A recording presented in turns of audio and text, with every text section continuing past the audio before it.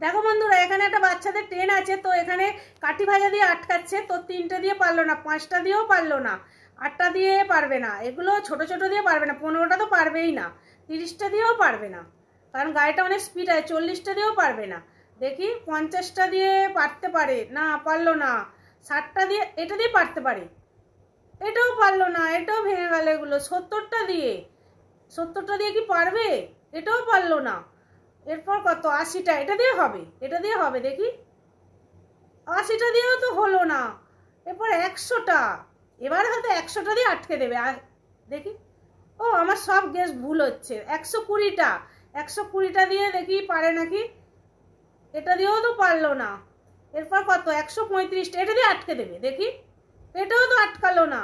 এরপর 150টা, এটা দিয়ে তো আমার তো মনে হচ্ছে 150টা দিয়ে আটকে দেবে। তোমরা কমেন্ট করে বলো আটকাতে পারবে না পারবে না।